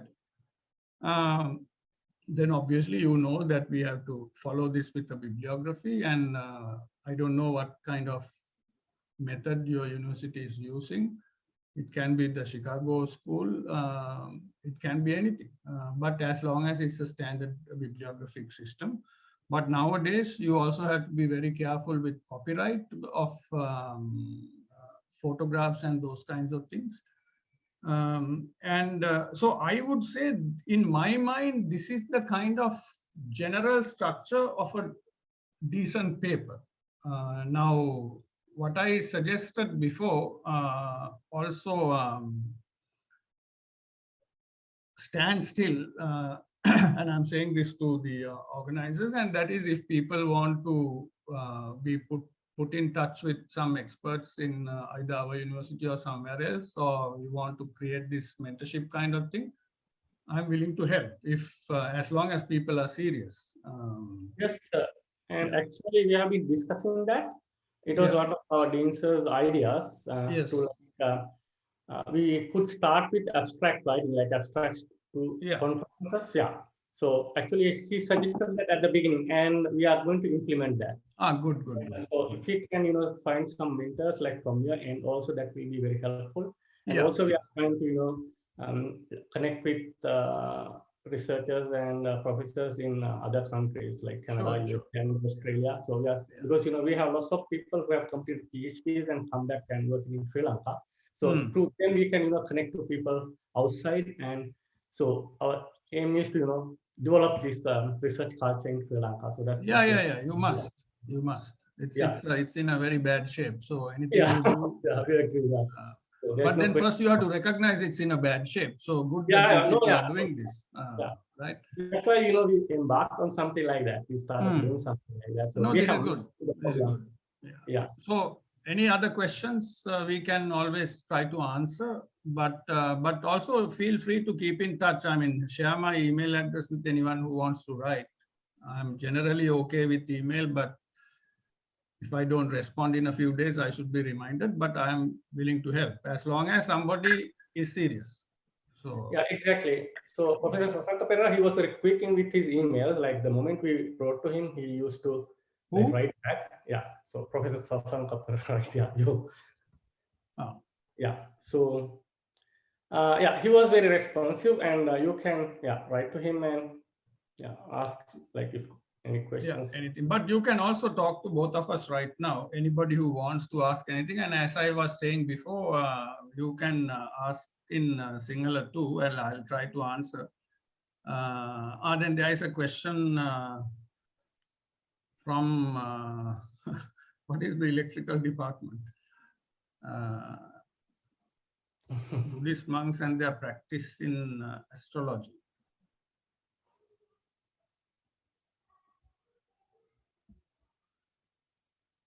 This is a very interesting thing, but this there's a lot of literature. See, you also have to make a distinction between any religion. You're talking about Buddhism, no? Core Buddhist ideas, the philosophical aspects of Buddhism, as in the things like Abhidharma, and what people actually do, including monks. Now, Anagarika Dharmapala was also trying to eradicate some of these practices. It didn't work because some of these things are ingrained in the Buddhist system, not necessarily in the philosophy of it, but in the way people practice, right? So therefore, monks practicing astrology kind of thing is not surprising. It has happened for a very long time, and it will continue to happen for a very long time. So now the question you have to ask is, this knowledge we know. Colonel Olcott was very opposed to this. There's a whole lot of literature. If you go to and read his diaries and the diaries of Dharmapala, both in Sri Lanka and India, there are a lot of references to the same problem.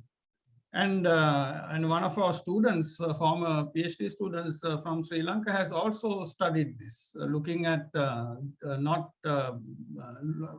just this, but she was also looking at the idea of science in Buddhism from the 19th century. So you have to be careful and try to ask the question, what is it that you are trying to add to knowledge in this research? Because this material is fairly well known. Unless you can say something very specific, that is by looking at astrology, by focusing on astrology, like this lady in Anuradhapura, who's a friend of the president, I forget her name, Janaka, whether certain fundamental aspects of the Buddhist ideology is being changed, that would be different, that would be important, right? So I think your research question has to be very clearly clarified. There's another, Ravi, you can also start looking. There are some questions on this. Digital anthropology and popular Buddhism, this is my kind of thing. And Ravi would be interested too.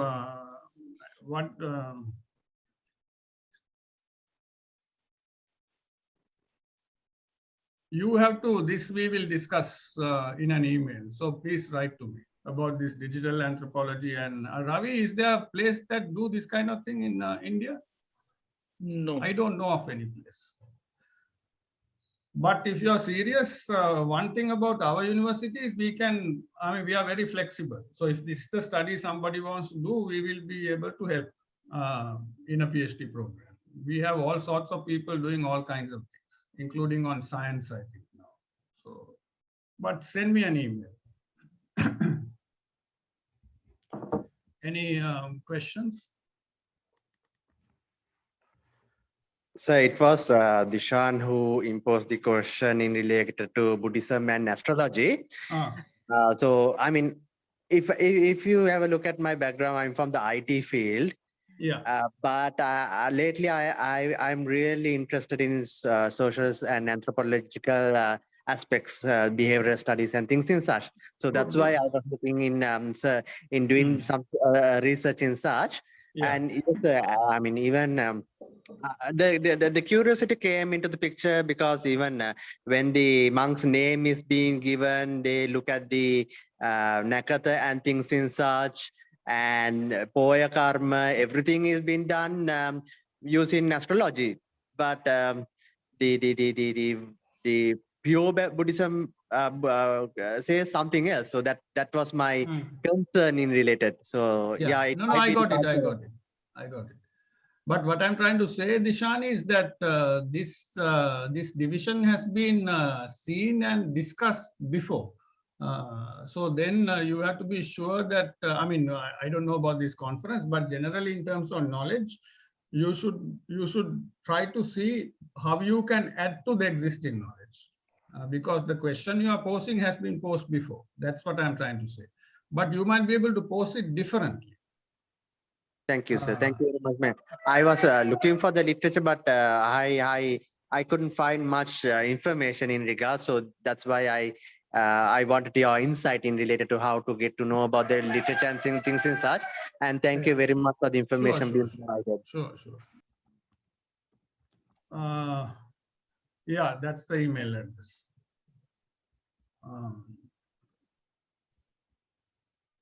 Digital anthropology, I didn't think anybody would be into this sort of thing in Sri Lanka. So good if you're doing this sort of thing. But anything else? Feel free to ask, because I think this is the time to get this thing, these papers organized. No, I mean, I have sent a lot of literature to you, which I think the organizers must have already distributed. Yes, or sir, they we will have do shared it. Good. So if that's the case, you don't even have to listen to me. You just read that stuff and you will be able to write a decent research design. And I've sent something separately to Taraka, and that is about writing creative in social sciences. And all these things, I mean, you have time. The conference is in 2023, I think. No? So there's time to develop something decent. So any other questions from the audience?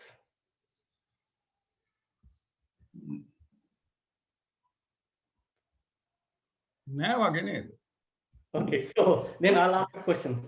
Sure, go ahead. Yeah. So you are of the idea that we should not follow the traditional kind of format of a paper.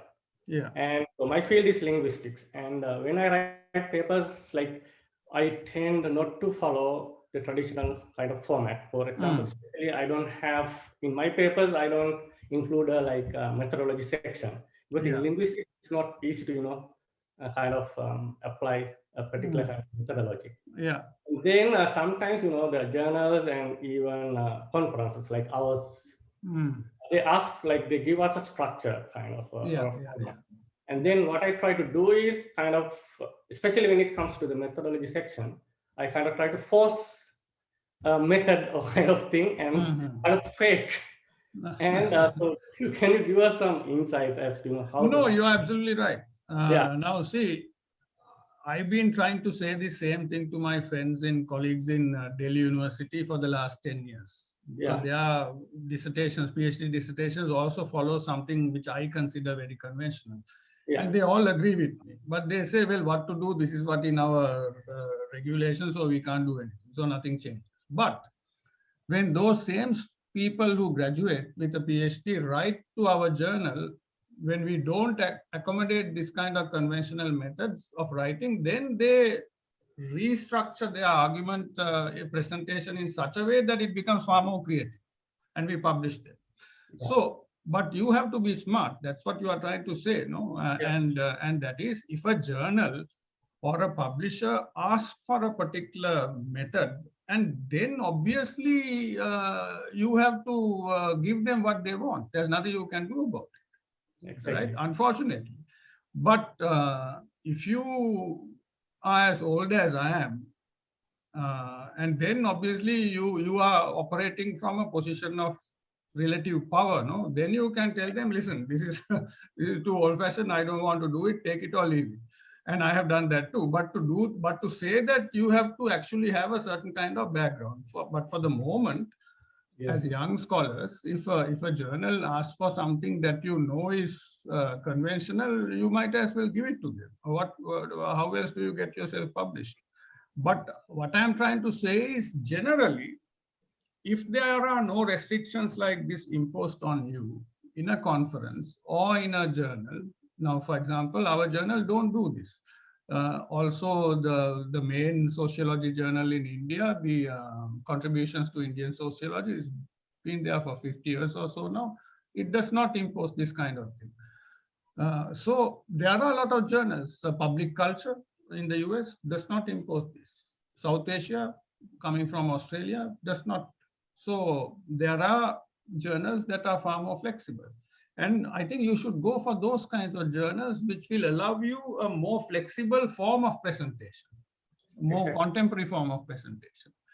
But at the same time, if specialized journals, whether in linguistics or something else, wants you to write in a particular way and you know it's conventional, you don't have much of a choice.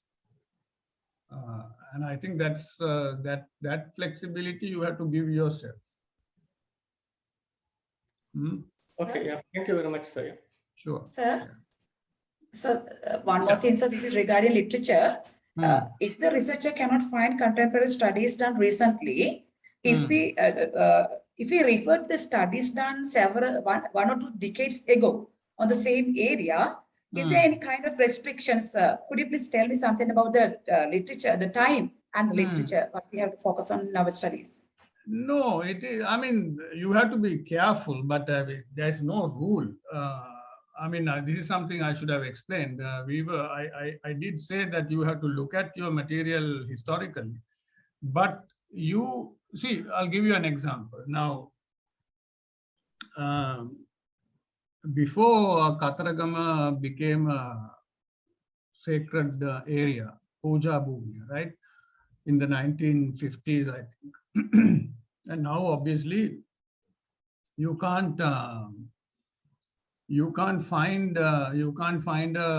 alcohol. I mean, what do you call these things? A tavern or a butcher shop or anything within miles of the Kataragama temple, right? But before the 1950s, before it was declared a sacred zone by the government, the Vedda people used to come and offer dadamas to the god. That was done, but now you can't even think of it. Now, if you don't go into the literature of the 50s or before, newspaper articles and so on and so forth, you will never find this material because it's not even in academic material except in a research by Gananath Obesekar and Richard Gombrich, Buddhism Transformed, right? So, I mean, there are certain times, that you have to go to the past, sometimes not just 10 years, but quite a bit of the past to bring certain material to the present so that you can make an argument. That is one.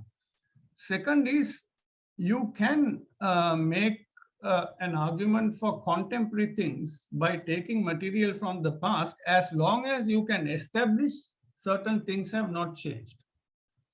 Now, that establishment is something you have to do with your research.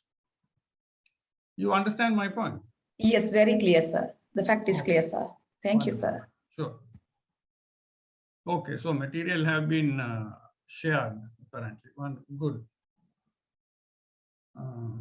But these are things that we usually use with our master students. So they might not be advanced enough for you, in which case, let me know.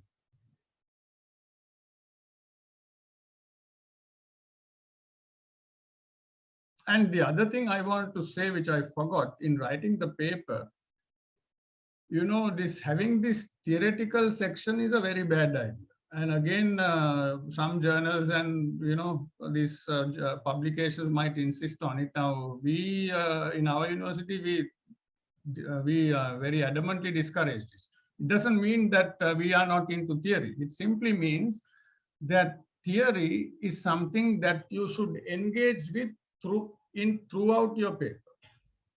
So I said, no, that certain subtopics are useful to be introduced when you are writing a paper. So under each of those sub-themes, when you are dealing with your material from the field or from your literature, you also have to explain what is going on. And the way to explain that is by engaging with theory. Because theory is actually a tool. It's a kind of a key to unlock a kind of an intellectual mystery. So obviously that key has to be everywhere, right? It can't be at the beginning of the paper or at the beginning of a dissertation. You have this very bad practice in Sri Lanka, and also, as I was saying, in these older Indian universities, where a document begins by saying theoretical discussion. Doesn't make any sense. You know, theory can't be at the beginning and not somewhere else. Theory should come wherever it is necessary, which means throughout the text. Yeah, so that's a very good point, sir. Yeah, I also used to write, something like theoretical background at the beginning, and then kind of very briefly refer to what I have discussed at the beginning as theoretical background. But now I have understood that, I have learned that theory kind of has to be explained, interspersed throughout. Throughout, yes. Good. So you should be telling your students exactly the same thing. Yeah, that's a very good point. Yeah. So that was not much clear for me, sir. So you said that the theory has to be applied throughout the study. Yes, so, throughout the paper. So could you please explain with a simple example, if you don't mind, sir? Sure. Now, if you are looking at, let's say, the protests, the Sri Lanka's protests, ongoing protests. Now, you can come up with a Marxist approach or conflict theory in general, and the old-fashioned way to do it is you say theoretical discussion, and you will talk a lot about Marx and Engels and whoever else who have talked about conflict and struggle. Even neo-Marxist theories, you will talk at the beginning, and then you will say discussion, and in it you will only explain what you have seen, what you have gathered from your field. There is no connection between that theory part and your research. So, in other words, theory becomes something like a piece of jewelry that you wear on your body, which doesn't touch any other part of the body. Now, the whole point of a paper is to engage theoretically with the material you have collected as part of your research. And to do that, you can't imprison theory in just one section of the paper. You can give an indication that you are interested in particular theoretical approaches at the beginning, fine.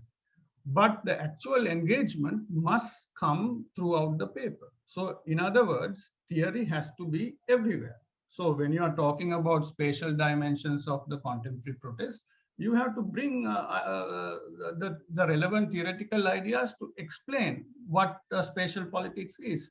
When you are looking at the visual aspects of the ongoing protests, then you have to bring the theoretical ideas from the theory of visuality to the sections where you actually discuss it. It can't be at the introduction. It can't be at the beginning, right?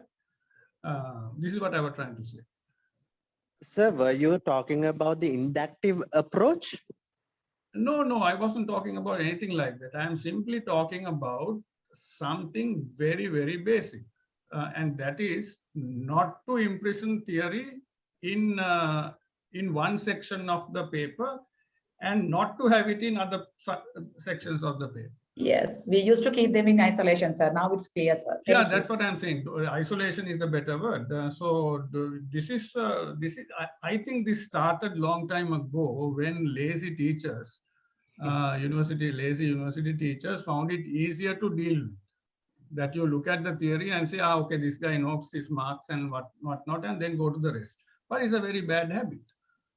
And even literature reviews, like that's what people do. Literature review, they write it and then.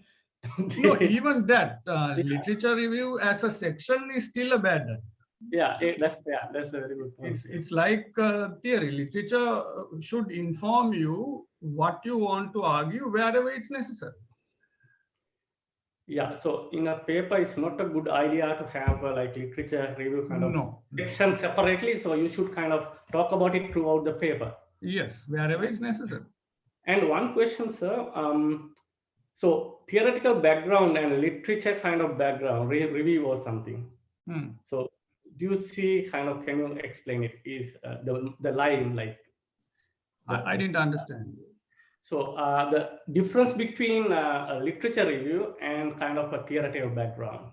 No, see, literature review as a process, as something that you do will bring you all kinds of information, including theory.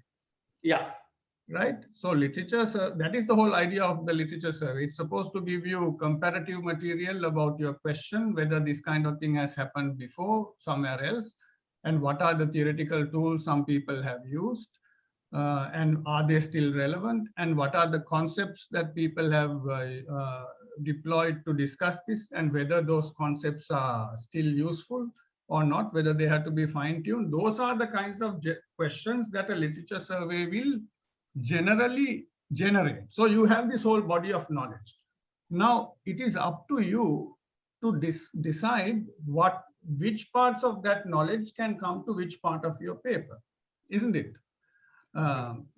This is what I'm trying to say, not to have them separate. Literature survey and theory is not a good idea, but the process gives you all this knowledge. You need to know where to bring it in. Okay. Yeah, but yeah, so this is particularly relevant to like humanities and social sciences, right? Yes. Exactly. Yeah, I'm talking about humanities and social sciences. Exactly. Yeah. When it comes to sciences, yeah, this could be different, right? Yeah. When it comes to empirical sciences, yeah, this could be different, right? They could follow a particular method and all that, right? Yeah, I haven't even thought about it. Yeah, exactly. No, yeah. I haven't even, I don't know, actually, Ravi, okay, you can go. Sorry, if Professor Kumar wanted to know the background of the people who are taking part, but I said if it's 40 people, it's just too many to ask. Now, if we had known the backgrounds, of course, we may have tailor-made this slightly better if there were people from sciences. But I assume there are. I don't think there are people from sciences, but just okay. Then it's fair enough. Yeah. See, one of the problems in social sciences in this part of the world, which by that I mean in South Asia, is that there is this very sad effort on the part of our people to imprison social sciences in models that have been created by hard sciences. Yeah, exactly. Yeah, that is a very bad idea. All your conferences, now University of Perera and Colombo conferences, I have refused now to review these abstracts, because that abstract is based on sciences. Yeah. And that doesn't work for our disciplines.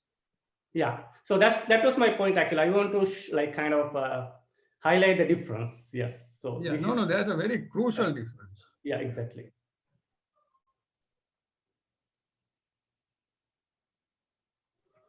And any more questions from the audience?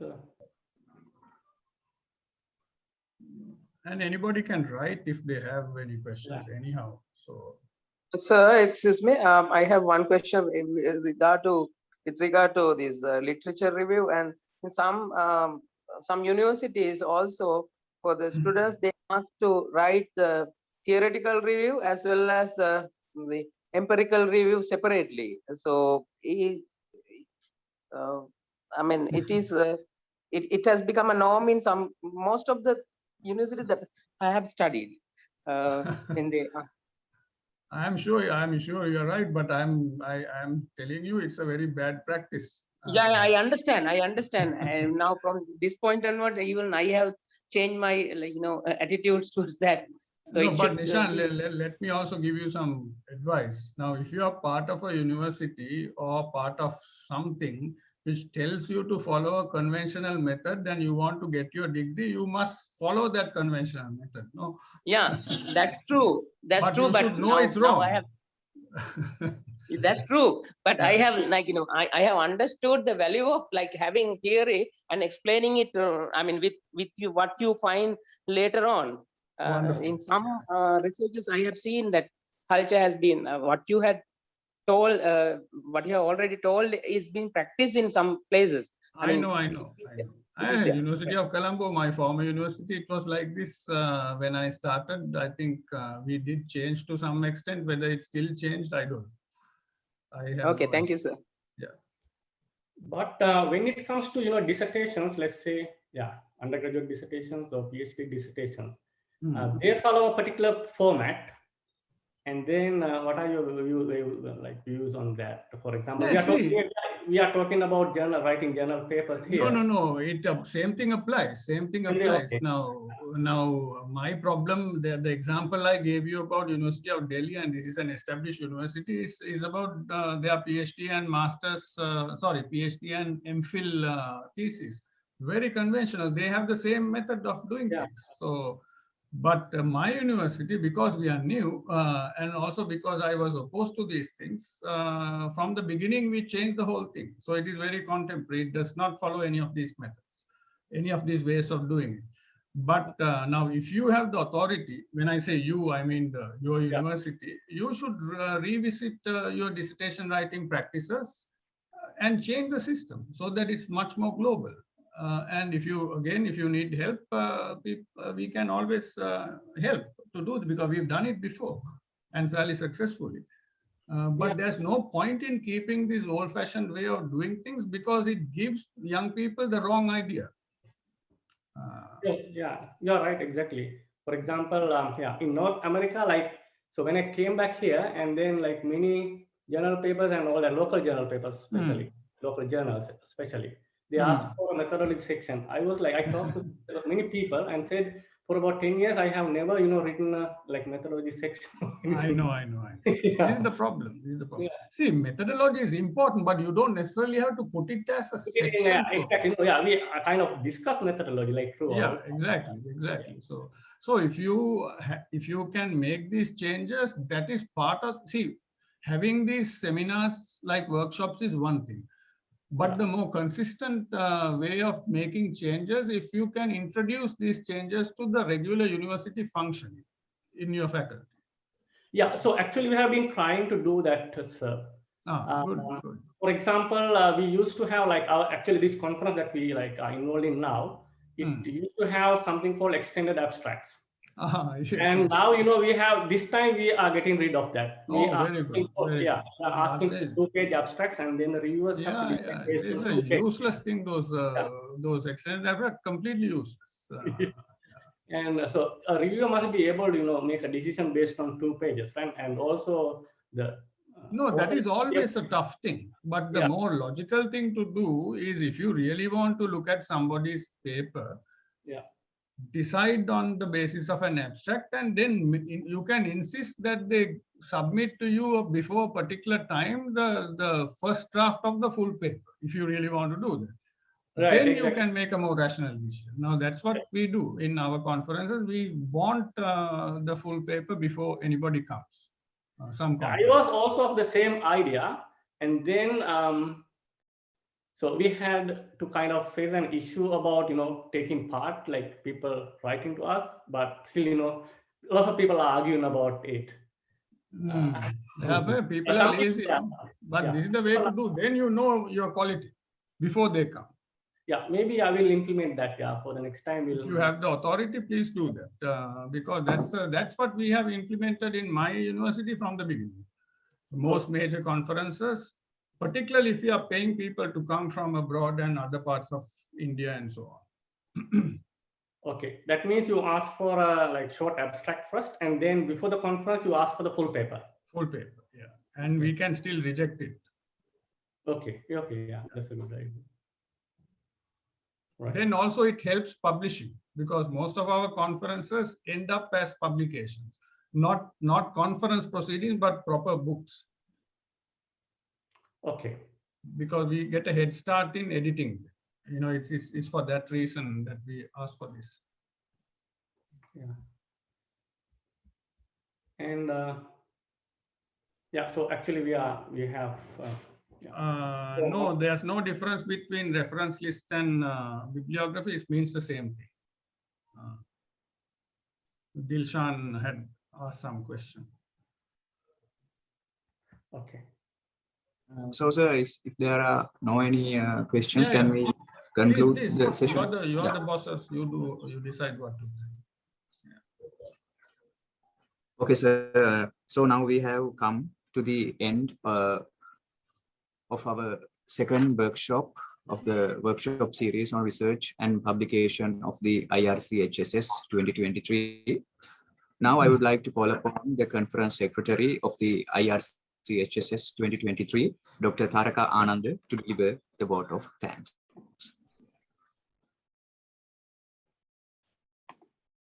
Thank you very much, Kanishka, Venerable Mahasangha, the Dean, Faculty of Humanities and Social Sciences, resource persons, my dear colleagues and participants. First, I must say that we have just finished a very informative session.